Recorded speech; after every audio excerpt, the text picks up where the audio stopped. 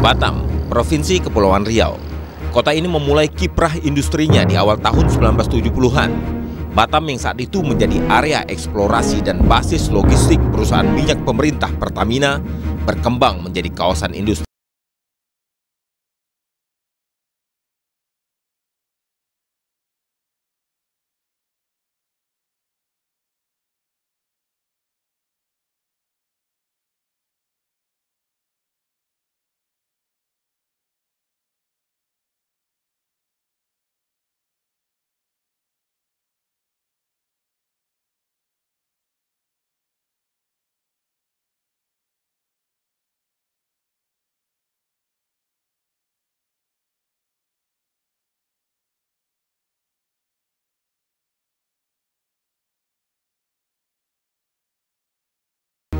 Sayangnya, pengawasan tidak ada.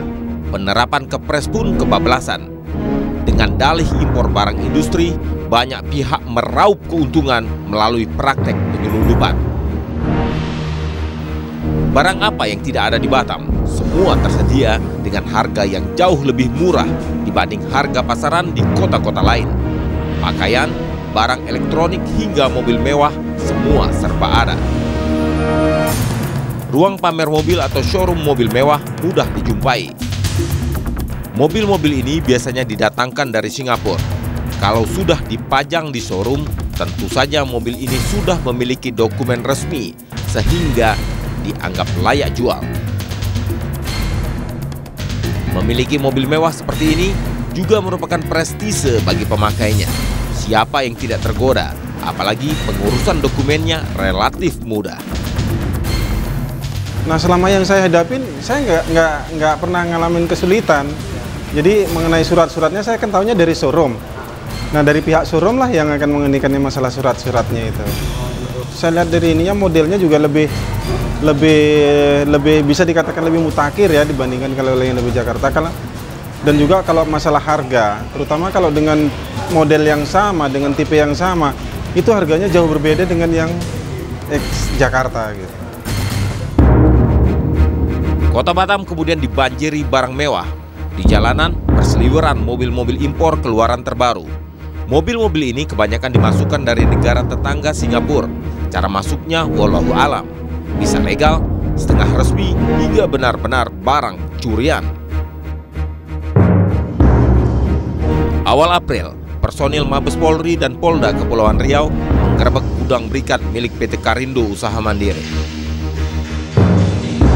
Polisi bergerak setelah mendapat laporan kepolisian di Raja Malaysia melalui Interpol yang menyatakan adanya mobil curian dari Malaysia yang masuk ke Indonesia melalui Batam.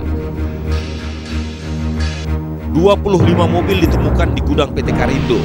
8 diantaranya diduga kuat adalah barang curian dari Malaysia. Dugaan beralasan, di kaca mobil tertera nomor polisi Malaysia yang dituliskan dengan cara digrafir atau diukir.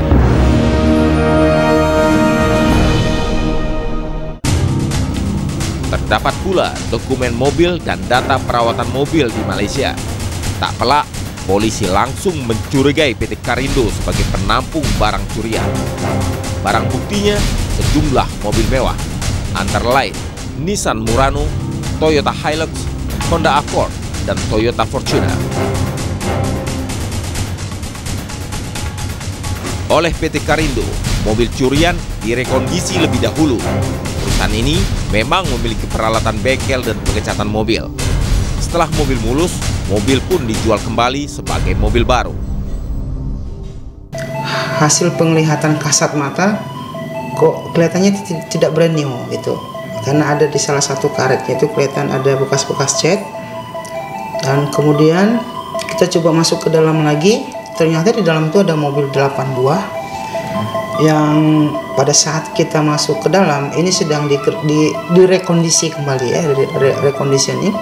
Di dalam itu juga ada untuk pengecetan, ngecat open seperti itu. Jadi menurut keterangan dari 4 saksi-saksi yang ada, jadi mobil ini keluar ini harus benar-benar seperti baru kira-kira. Polisi menetapkan pemilik perusahaan Yakub Sucipto sebagai tersangka. Yakob tentu saja membantah telah memasukkan barang curian. Dia berdalih telah memiliki dokumen impor lengkap dan izin rekondisi kendaraan. Dasar dari Polda Kepri untuk masuk ke gudang berikat ini itu adanya surat dari NCB ya, bahwa dengan tertangkapnya kontainer di luar negeri itu manifestnya ditujukan kepada perusahaan saya. Ya, saya baru tahu itu tersebut dan akhirnya saya bersedia memberikan satu keterangan apabila saya kembalinya saya ke Indonesia. Dan ternyata dengan kembalinya saya ke sini itu opini-opini ini berkembang sangat cepat sekali. Ya kan, sampai saya lihat berita di TV masalah sampai penyelundupan mobil tersebut ya, dan akhirnya saya menyiapkan berkas-berkas saya ya kan, dan dokumen-dokumen atau legalitas perusahaan saya untuk dibawa ke Polda Kepri. Penyelundupan dengan modus impor mobil baru ini dilakukan dengan memalsukan manifest. Biasanya perusahaan mendapatkan rekomendasi memasukkan barang mewah dengan izin resmi. Namun izin dimanipulasi. Izin untuk memasukkan 1 mobil mewah digunakan untuk memasukkan 10 mobil mewah. Dokumen manifest yang dibuat tentu saja tipu-tipu. Sedikit permainan dengan petugas pengawasan barang impor, mobil mewah pun bisa masuk Batam tanpa hambatan. Kami menyusuri peredaran dan jalur-jalur masuk mobil mewah di Batam. Di kota ini paling tidak ada 10 jalur penyelundupan atau jalur tikus untuk memasukkan mobil secara ilegal dari Singapura. Salah satu jalur yang kami temui adalah jalur tikus Marina Waterfront City. Jaraknya hanya setengah jam perjalanan darat dari pusat kota Batam. Jalur ini relatif tidak terjaga, bebas pengawasan. Mobil selundupan dari Singapura dibawa melalui Selat Phillips menuju perairan Sekupang, selanjutnya melalui Teluk Senimba dan berakhir di Pelabuhan Marina. 1 minggu 2 kali. 1 minggu 2 kali. Sekali bongkar muat. Sekali bongkar muat. 40 unit. 40 unit. Sekali 2 kali itu rata-rata mobil mewah. Rata-rata mewah ex Singapura. Ex Singapura. Kompensasi ke saya di luar gaji ya, di luar gaji saya sebagai seorang pelaut itu ada kita komisi yang memang sudah diatur sama bos, kemudian diserahkan sama perwira kapal yaitu kapten. Itu kita dapat bonus dalam 1 trip itu kita dapat untuk perwira dapat 2 juta. Saya belum pernah menemukan kendala seperti itu karena mungkin ya permainan orang-orang mafia kaya ini ya. Pada saat itu memang saya nggak ada jumpai hambatan, bahkan memang sebagian besar aparat yang kawal kita. Ya. Mobil yang dimasukkan dari jalur ini berasal dari Thailand, Malaysia, dan Dubai, Uni Emirat Arab. Biasanya, mobil yang didatangkan adalah mobil curian, dikirim berantai dan masuk ke Indonesia melalui Batam. Tiba di Batam, mobil curian dibawa para kurir penjemput. Itu saya bawa mobil itu, disuruh bawa mobil itu ke daerah Nagoya lah, tepatnya daerah Nagoya Hill itu kan. Ya, emang dikawal juga. Ada 3 orang di depan tuh kan, ada kayak TNI gitu lah bang. Tapi selalu dikawal bang? Selalu dikawal bang. Kalau nggak dikawal kita pun nggak berani lah. Yang jelas jalur itu yang ditentuin jalan itu ya itu aman semua. 1 bulan bisa 3 kali 4 kali. 3 kali 4 kali? Ya 3 kali 4 kali. Melalui jalur-jalur? Jalur tikus semua. Jalur tikus itu ada petugas yang mengawasi loh dari Bea Cukai? Kalau petugas yang ngawasin kayaknya nggak ada bang, langsung jalan aja udah. Jalan aja. Turun barang itu udah langsung bongkar, paku-pak, udah berangkat. Sampai tujuan. Kemana aja tujuannya bang? Yang biasa? Daerah Nagoya lah bang, hampir rata-rata daerah Nagoya kami. Sungai Panas juga bang. Itu tempat penampungan ya? Tempat penampungan ya, dibilang penampungan nggak juga bang, kadang ya anter aja udah ke sana mobil tuh. Udah tinggal kunci dah. Nanti ketika udah sampai tujuan diserahkan ke siapa? Kita kan main handphone bang, jadi di bel lah, di bel sama bos kan, udah tinggal aja mobil di situ. Udah pulang, nah pulang ambil duit sama dia, selesai. Nah yang abang tahu mobil-mobil yang abang bawa ke Batam itu statusnya gimana bang? secara surat-surat? Oh tidak ada bang, itu kita pun main tancap gas, kecepatan 100 ke atas itu bang. Tak ada cerita mau pelan-pelan lagi, gas terus. Pernah nemuin kendala bang? Oh. Ditangkep? Oh tangkap enggak, nabrak pernah. Nabrak pernah? Nah, mobil? motor, nabrak motor, saking kecepatan kenceng bang, hujan-hujan. Nah, udah hancur lah motor tuh, nggak tahu kemana bentuknya. Oh, kabur terus ya? Kabur terus, gas terus, gimana bang? Oke. Pada malam hari, galangan Marina tidak ada penerangan. Pengawasan sama sekali tidak kami temui. Padahal sudah menjadi rahasia umum bagi penyelundup di Batam bahwa salah satu pintu masuk barang selundupan adalah galangan ini. Sejak penemuan 25 mobil mewah milik PT Karindo, para penyelundup untuk sementara tiarap, istilah mereka, untuk tidak memasukkan barang selundupan. Tapi, bekas aktivitas memasukkan barang selundupan masih dapat ditemui dari tapak-tapak ban mobil yang diduga dimasukkan sekitar 2 pekan yang lalu.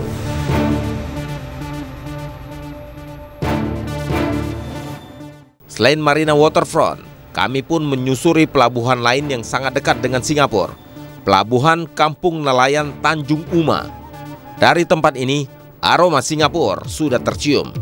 Maklum, jaraknya hanya 15 menit perjalanan dengan speedboat dari kota Singa. Salah satu jalur tikus yang digunakan para sindikat penyelundup mobil mewah adalah Pelabuhan Tanjung Uma yang letaknya sangat dekat dengan Singapura. Akibat lemahnya pengawasan dari aparat Bea Cukai dan kepolisian, memudahkan para sindikat tersebut memasukkan mobil-mobil ex-Singapura ke Pulau Batam. Mobil yang masuk ke sini biasanya melewati Selat Phillips menuju perairan Sekupang, kemudian melaju ke Tanjung Uncang dan masuk jalur tikus Jembatan 1 Barelang. Kalau mobil curian biasanya selalu memakai dokumen semi legal gitu, dia melalui Pelabuhan Batu Ampar. Jenisnya mobil apa aja Bang? Harrier, Land Cruiser, Mercedes, X5, BMW ya. Kalau orang Malaysia bilang tuh BMW.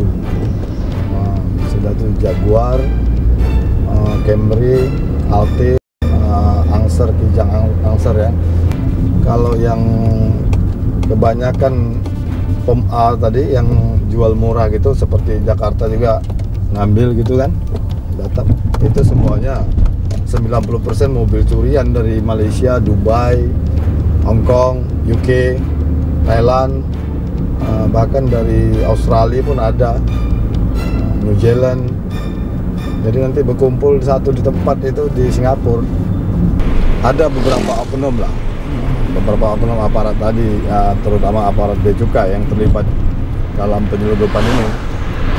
Itu nanti para pengusaha atau para pemilik mobil tadi itu mencari para mafia dokumen tadi untuk melengkapi dokumen seperti POM BB, ya, alokasi, SI supaya Indonesia, ada tuh scrap, manifest, invoice, itu semua dipalsukan para pembuat dokumen tadi untuk diajukan ke Samsat, ke Dispenda tadi.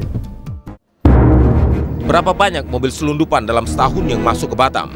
Data dari Kepolisian Daerah Kepulauan Riau menyebut saat ini di Batam terdapat sekitar 5.000 buah mobil yang tidak dilengkapi dengan dokumen resmi. Kebanyakan mobil-mobil itu tidak memiliki izin masuk, artinya secara sederhana bisa disebut barang haram. Larangan mobil bekas masuk ke Batam berlaku sejak tahun 2003 saat dikeluarkan Peraturan Pemerintah Nomor 63 tentang pelarangan impor mobil bekas. Artinya, dalam kurun waktu 3 tahun, di Batam saja ada 5.000 mobil selundupan. Belum lagi kalau ditambah dengan mobil selundupan yang berhasil keluar dari Batam, angkanya bisa jadi berlipat-lipat. Belum lagi dengan pemalsuan dokumen. Misalnya, mobil yang dimasukkan ke Batam setelah pelarangan akan dibuatkan surat masuk seolah-olah dikirim sebelum pelarangan. Dengan cara ini, mobil dapat melenggang di jalanan kota Batam.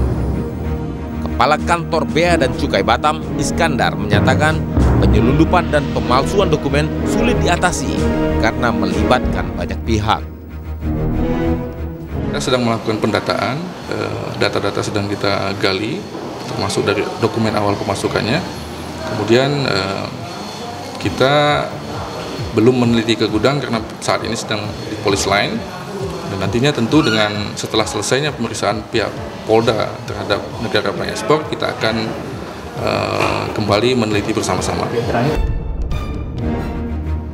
Menjadi kekhasan dari suatu jaringan, saling lempar tanggung jawab juga terbaca dari Direktur Reserse dan Kriminal Polda Kepulauan Riau, Basaria Panjaitan. Kalau proses masuknya menurut informasi sementara, jadi memang mobil ini masuk dari Malaysia, ada sebagian langsung ke Batam, ada sebagian juga masuk dari mobil-mobil curian tersebut dikirim dulu ke Singapura, lalu dari Singapura dapat invoice masuk ke Indonesia, seolah-olah clear kelihatannya seperti itu. Penertiban terhadap mobil bermasalah akan dilakukan oleh pemerintah daerah Batam dengan melakukan pemutihan. Setelah itu tidak ada ampun bagi penyelundup. Menurut anggota DPRD Kota Batam Yudi Kurnaen, pemutihan tidak menyelesaikan masalah.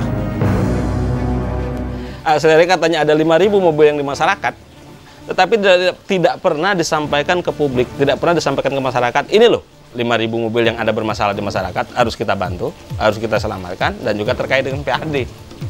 Kenapa ini masuk? Ya ini cerita lama lah, samsat lama gitu kan ini. Nah, kejanggalan-kejanggalan ini ya, sindikat mobil ini ternyata indikasi kuat pemutihan ini sebenarnya masyarakat hanya sebagian, mungkin 2.000 yang bermasalah di Batam ini kan 3.000, artinya indikasi permainan daripada aparat terkait dengan sindikat mobil, gitu kan, sindikat mobil.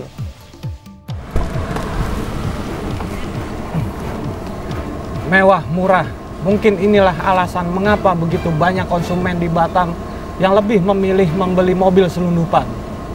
Hal ini jugalah yang membuat para sindikat penyelundupan mobil mewah semakin gencar melakukan aksinya.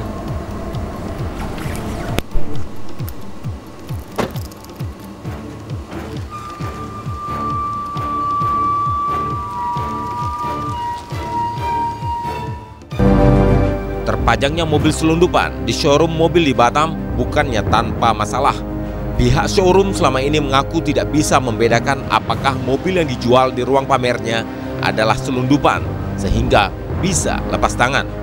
Padahal, untuk mengetahui mobil selundupan atau bukan sebenarnya hanya semudah membalikkan tangan. Ya, sangat sulit karena mobil selundupan tadi dengan mobil resmi, mobilnya sama. Bedanya itu sama, cuma mungkin harganya relatif lebih murah daripada mobil yang resmi.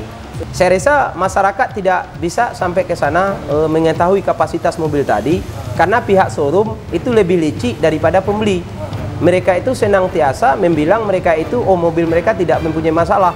Toh kalau setelah masalah mereka itu buang tangan gitu, lepas daripada tanggung jawab mereka gitu. Batam, kota dengan banyak prioritas impor. Namun pengelola kota selalu kebobolan dengan barang selundupan. Kebobolan karena kurang kerja keras mengawal gawang sehingga ada pembiaran, atau kebobolan karena bermain sabun. Ternyata banyak sabun di Kota Batam.